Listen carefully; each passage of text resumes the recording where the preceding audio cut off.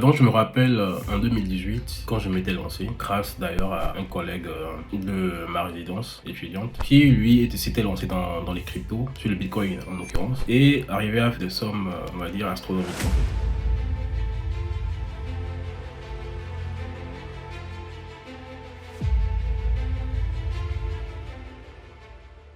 Du coup, quand j'ai vu ça, je me suis dit, mais c'est quoi ce truc-là? J'ai jamais entendu parler de ça. Donc, pourquoi ne pas essayer de voir, quoi. Puis il m'expliquait que c'était jouable, c'était faisable, et comme moi j'ai ce côté mathématicien, j'arrive facilement à faire des analyses et tout, que ça peut beaucoup m'aider, parce que c'est des graphiques à analyser, des trucs comme ça. Et donc, j'ai écouté cet ami-là, et je me suis lancé. Donc, j'ai commencé par checker un peu, à regarder. Et bizarrement, en 2018, on était dans une année où c'était une tendance un peu haussière sur les indices. Parce qu'en fait, moi, il faut comprendre que quand il m'a parlé des cryptos, tout ça, tout de suite, quand moi j'ai été en fait sur une plateforme, ça s'appelle eToro à l'époque, j'ai commencé par checker les indices. Les indices, ça me parlait un peu plus en fait, parce que je voyais trop de volatilité en fait sur les cryptos et ça me faisait un peu peur. D'ailleurs, j'ai investi, je crois, un truc de 1500 € comme ça, et je l'ai perdu en quelques minutes en fait, rapidement. Ça a été très expéditif et du coup, bon, je me suis dit, ah, ce truc-là, c'est pas fait pour moi. Donc, il va falloir que j'arrête les cryptos et que je me concentre sur les indices. Et à l'époque, je tradais beaucoup le DAX sans comprendre grand-chose en vrai, donc j'achetais.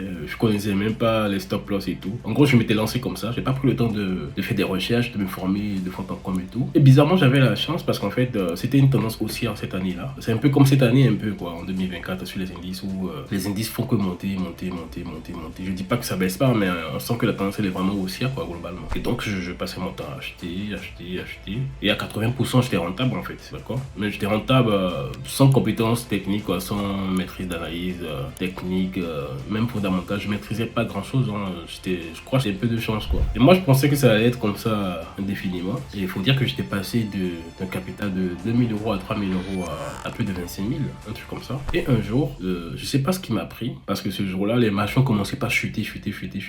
Et comme j'étais habitué à chuter, j'avais pris une première position qui passait pas. Et j'avais pas envie de couper. Et j'ai pris une deuxième position. C'était plus sur le DAS, c'était sur le Nikkei et tout. Et le Nikkei en fait, il varie très rapidement. Il peut varier de 1000 points d'un coup. Et je pense que j'ai pas fait mes calculs. Ça continue à chuter.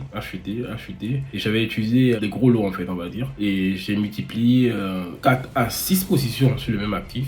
À ma grande surprise, moi qui étais passé d'un capital de 2000 € à 30 000 on va dire et tout, j'ai perdu tout l'argent en quelques minutes. Ça a été la descente aux enfers. Cette expérience, faut dire, m'a beaucoup marqué. D'ailleurs, m'a poussé à lire des livres pour essayer de comprendre un peu la psychologie des grands traders. J'ai lu aussi Le secret du trader moine bouddhiste. Dans toutes ces lectures-là, je suis arrivé à me calmer et à comprendre ce qui m'est arrivé et tout. À prendre une pause pour essayer de digérer ça. J'ai vraiment pris une pause, hein. Je crois que j'ai pris une pause de 6 mois comme ça. Et l'année d'après, comme par hasard, en 2019, fin 2019 je pense, tombe dans l'année du Covid avec des volatilités de malade mental quoi. Et moi, je m'étais relancé avec un capital comme celui de 2018. Sauf que les volatilités de 2019 à 2020, enfin de la crise du Covid là, c'est des volatilités que j'ai jamais vécues sur le marché. J'ai jamais vu ça et tout. Et donc je pense que à un moment donné, j'arrivais pas à suivre en fait. À force de vouloir me tenir, de vouloir pas essayer de me maîtriser, mais j'ai pas pu en fait, je pouvais pas. C'était hallucinant.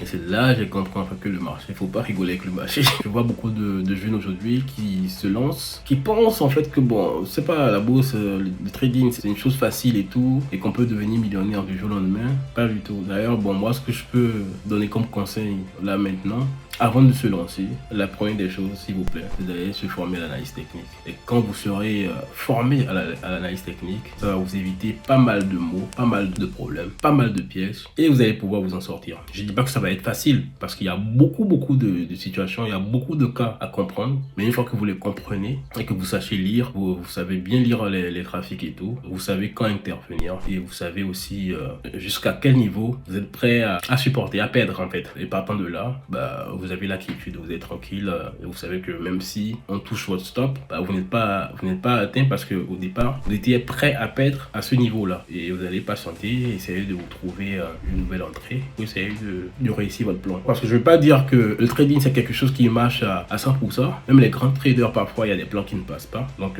il faut comprendre que dans ce milieu-là, l'objectif ça va être d'être rigoureux, ça va être d'être patient, persévérant, avec un peu de discipline. Ça va le faire. Donc l'objectif aussi d'utiliser des outils comme l'analyse technique pour essayer de rentrer à des niveaux où vous dépensez peu en termes de stop loss pour aller chercher des performances très intéressantes. Donc ça va être ça tout le temps. Mais pour y parvenir, ça n'est pas facile. Il faut beaucoup de patience, il faut beaucoup de persévérance, il faut beaucoup de discipline, il faut maîtriser l'analyse technique. Il faut comprendre en fait ce que vous faites en fait. Et il faut aussi savoir vous définir. Est-ce que vous êtes un trader intraday ou swinger, d'accord? Et en fonction de quel type de trader vous êtes, vous allez savoir en fait sur quoi vous baser pour pouvoir définir vos plans. Donc c'est très très important. Alors donc je suis à la fin de ma vidéo. N'hésite pas à me faire savoir si tu as aimé cette vidéo, si tu as aimé le contenu en question. Et si c'est le cas, n'hésite pas de la partager et de laisser des commentaires. Ça me fera beaucoup plaisir et je me ferai aussi le plaisir de pouvoir répondre à ton commentaire. Voilà, on se dit à la prochaine.